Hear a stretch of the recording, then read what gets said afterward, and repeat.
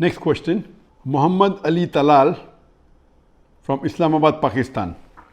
Recently, I have completed my 12 years education and I have decided to become a professional Da'i. MashaAllah. In short, I have decided to be like Sheikh Ahmed Deedat and you. Please guide me about such a proper path so that I can also earn enough to carry my Dawah mission throughout my life. My parents are blessed enough to send me abroad for study. Should I go to Medina University or somewhere in Makkah or just study in Pakistan?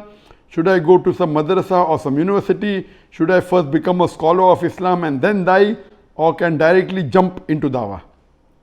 A similar question is asked by Naseem from Bangladesh. I want to educate my son in Islamic education. Please tell me the names of some Islamic educational institutions inside and outside Bangladesh from which my child can acquire knowledge of Quran and Hadith. I want my child to acquire the highest knowledge of Islam in the light of Quran and Sunnah. As far as these questions asked is concerned, in the first question, the first part of the question was that I want to become a professional Da'i, so how can I earn my living so that I can continue doing my profession of Dawah? And this question was asked to me during the last session. I'll just repeat in brief.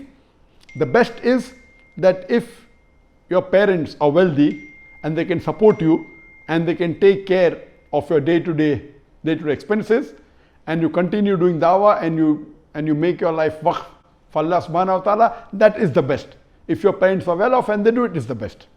Number two, the second best can be that if Allah has given you that acumen and that knack of doing business and being successful in business, you can spend a small portion of your time, maybe 5% of your time, in doing some business as a small part-time, which can get you sufficient money so that you can lead your life. As far as I'm concerned, mashallah, in the initial stages, my parents supported me fully, completely financially. They said you need not do any profession, and alhamdulillah, my parents and my brother. And later on I started doing my own business, and I used to spend about a few hours a week, not during office time, during, normally people have 1 or 2 days off in a week. One day off, a few hours in a week, maybe 1 or 2 days in a month. And that time I used to do business, and in that business Allah blessed me so much that I started earning more than my parents, more than my brother, and alhamdulillah, I have to utilize a small portion of it for my family, and the major portion has to give in charity. So first is your family, if they can support you, number one. Second is you can do a business if Allah has given the acumen. And the best example is of the Sahaba, Abdurrahman bin Auf. May Allah be pleased with him. People used to say that whatever we touched, it became gold. When they migrated, the Sahabas, to Medina, and when the Ansar were willing to help them, he said, no, show me the place to the market. He went to the market and came back with enough wealth because Allah had given him that gift. Number three, as I mentioned earlier, is that the rich Muslims can make a fund for supporting the Da'is, the Du'ats, so that they need not worry about the living, and they support them, so the rich people get the sawab of the Dawah which the Da'is are doing without the sawab of the Da'i reducing. Number four, you can join an organization. You can join an Islamic organization which is of your school of thought, which is according to Quran and Sunnah. You join them, and if they can pay you a salary, even it may be less than the others, you're doing both together. You're doing Dawah in the organization and even getting a salary.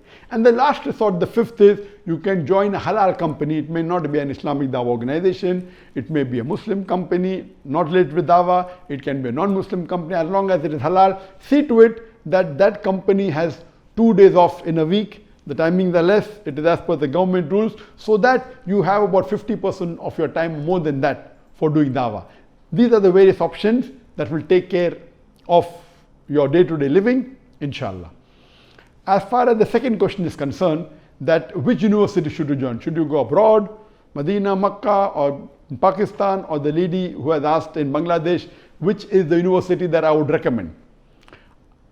According to my knowledge, one of the best universities that I feel that can give the knowledge of Quran and Sahih Hadith, it is Jamiatul Imam. It is Imam bin Muhammad Saud University.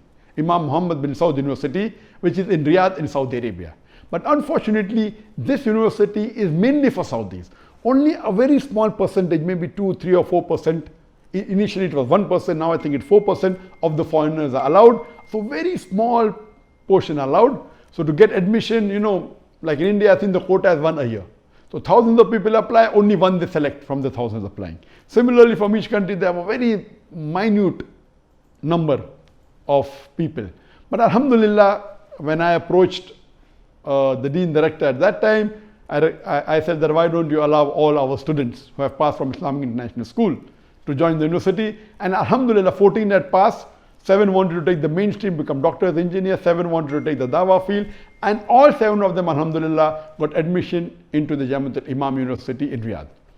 The other good university, it is the Islamic University of Medina, that's in Saudi Arabia. This university, one of its purpose was to give admission even to foreigners. So 50% of the students are Saudis, 50% are foreigners. So they have a quota maybe of 40 or 50 students from India each year, a bigger number from Pakistan.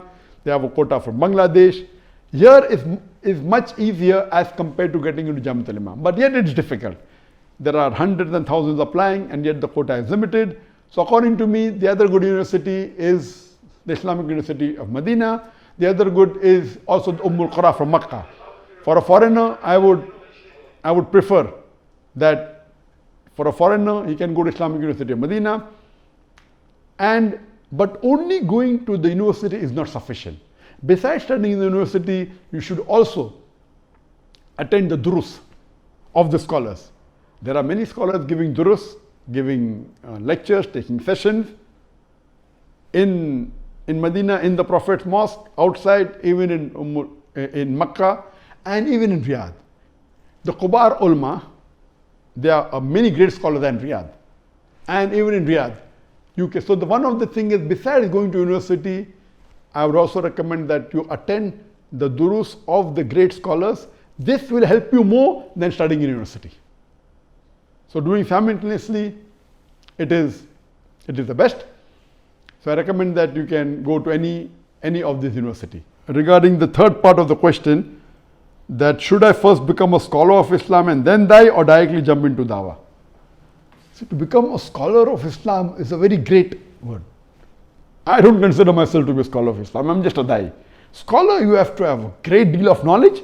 So a person who does graduation from the Islamic University, I don't consider that he's a scholar. Some may be, but not all.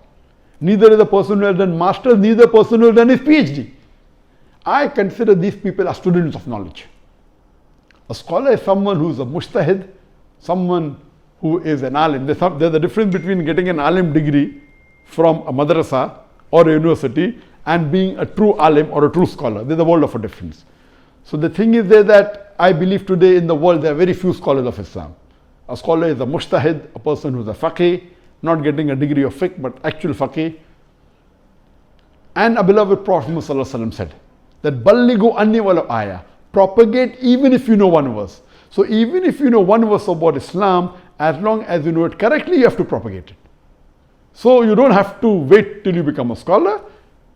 Whatever you know, you can start doing dawah immediately. But the role of a da'i, a good da'i, is that he listens to the scholar. He reads the books of the scholars, the teachings from the Quran, Sahih Hadith, the Sahabas, you have the Khulfa Rashidin, you have the Aimmas, then you have the Mujtahid, you have the Shaykh al-Islam, and you have the present day. They read, and what fatwas the scholars have given, the da'i makes it acceptable to the masses.